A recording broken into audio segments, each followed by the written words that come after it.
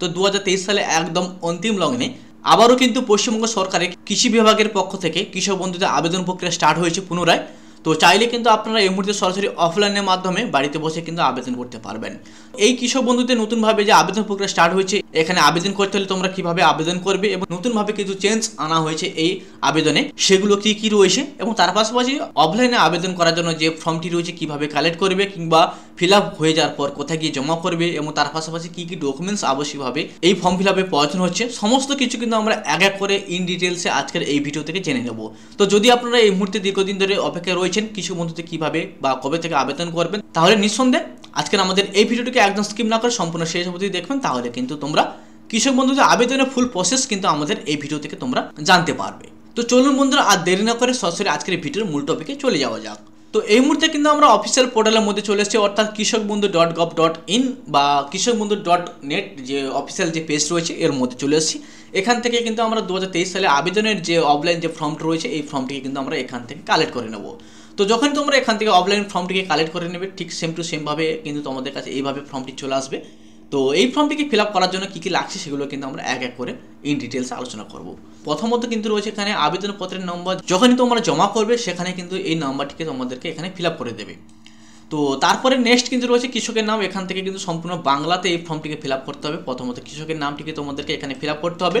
Fill up হয়ে যাওয়ার পর নেক্সট কিন্তু রয়েছে পিতা কিংবা স্বামীর নাম, এখান থেকে পিতা কিংবা স্বামী যিনি গার্ডিয়ানস রয়েছে এই মুহূর্তে আবেদনকারী কিংবা কৃষকের, এখান থেকে সেই নামটিকে তোমাদেরকে এখানে ফিল আপ করে দিতে হবে। ফিল আপ হয়ে যাওয়ার পর নেক্সট কিন্তু রয়েছে জন্মের তারিখ, এখান থেকে তোমরা তোমাদের জন্মের তারিখ যেটা রয়েছে সেই জন্মের তারিখটিকে ফিল আপ করবে। নেওয়ার পর 4 নম্বর রয়েছে জেন্ডার কিংবা লিঙ্গ, এখান থেকে তোমাদের জেন্ডারটা হচ্ছে বা লিঙ্গটা হচ্ছে এখান থেকে পুরুষ হলে পুরুষ, মহিলা হলে মহিলা কিংবা আদার্স হলে আদার্স বা অন্যান্য, এগুলোকে কিন্তু তোমাদেরকে এখানে এক এক করে ফিল আপ করে নিতে হবে। ফিল আপ হয়ে যাওয়ার পর যখন তোমরা এখান থেকে ফর্মটিকে স্ক্রল ডাউন করে নিচের দিকে চলে আসবে, এখানে কিন্তু রয়েছে তোমাদের জায়গার যে ডিটেলস রয়েছে সেই জায়গার ডিটেলস কিন্তু তোমাদের এখানে ফিল আপ করতে হবে। প্রথমত রয়েছে কিন্তু ব্লক, এখান থেকে তোমাদের জায়গাটা কোন ব্লকের আন্ডারে রয়েছে সেই ব্লকের নামটিকে কিন্তু তোমাদেরকে এখান থেকে ফিল আপ করতে হবে। নেক্সট কিন্তু রয়েছে মৌজা, জেল নম্বর, ক্ষতের নম্বর, প্লট নম্বর এবং জায়গার পরিমাণ, এগুলোকে কিন্তু তোমাদের যে রেকর্ড রয়েছে বা পর্চা রয়েছে সেই রেকর্ড কিংবা পর্চা ধরে কিন্তু তোমাদেরকে এগুলোকে এক এক করে ফিল আপ করতে হবে। ফিল আপ হয়ে যাওয়ার পর যখন তোমরা পেজটিকে আর একটু স্ক্রল ডাউন করার নিচের দিকে চলে আসবে, এখানে কিন্তু রয়েছে ব্যাঙ্ক ডিটেলসের একখানি প্যারা। এখান থেকে তোমাদের যে ব্যাঙ্ক ডিটেলস রয়েছে, অর্থাৎ এই মুহূর্তে আবেদনকারী কিংবা কৃষকের প্রথমত কিন্তু রয়েছে ব্যাঙ্ক অ্যাকাউন্ট নাম্বার এখান থেকে দেবে। দেওয়ার পর নেক্সট কিন্তু রয়েছে আইএফসি কোড এবং তার পাশাপাশি ব্যাংকের নাম এবং তার পাশাপাশি রয়েছে ব্রাঞ্চের নাম। এগুলোকে কিন্তু তোমাদেরকে এখান থেকে ভালো করে স্টেপ বাই স্টেপ একদম নিখুঁতভাবে পরিষ্কারভাবে কিন্তু এখান থেকে ফিল আপ করতে হবে।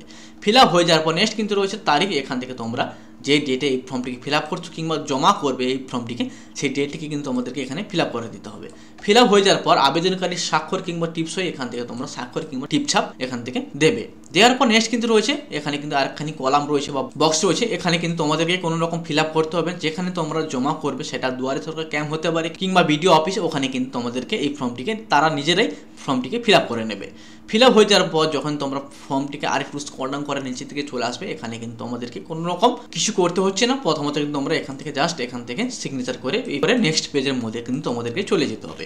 তো যখন তোমরা নেক্সট পেজের মধ্যে চলে আসবে, এখানে কিন্তু তোমাদেরকে জানানো হয়েছে অ্যাকচুয়ালি এই ফর্মের সাথে তোমাদের কি কি নথি জমা করতে হবে। প্রথমত কিন্তু রয়েছে ভোটার কার্ড, তার পাশাপাশি রয়েছে কিন্তু পর্চা কিংবা রেকর্ড এবং তার পাশাপাশি কিন্তু রয়েছে ব্যাংকের পাসবুকের এক কপি করে জেরক্স এবং তার পাশাপাশি যদি তোমাদের এই মুহূর্তে কেসিসি নাম্বার বা কেসিসি কার্ড থাকে তাহলে সেই কার্ডের এক কপি জেরক্স কিন্তু আমাদের এই ফর্মের সাথে প্রয়োজন হচ্ছে।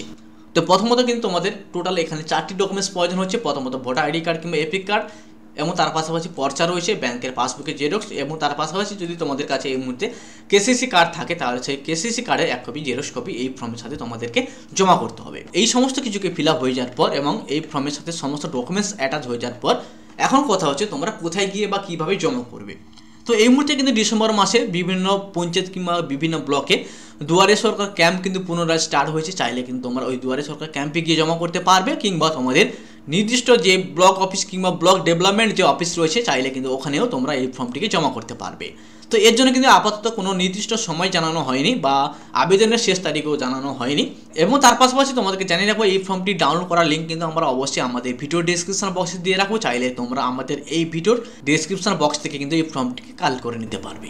তো বন্ধুরা ভালো থাকবেন, সুস্থ থাকবেন, আবারও দেখাচ্ছে কিন্তু নেক্সট আপডেটে।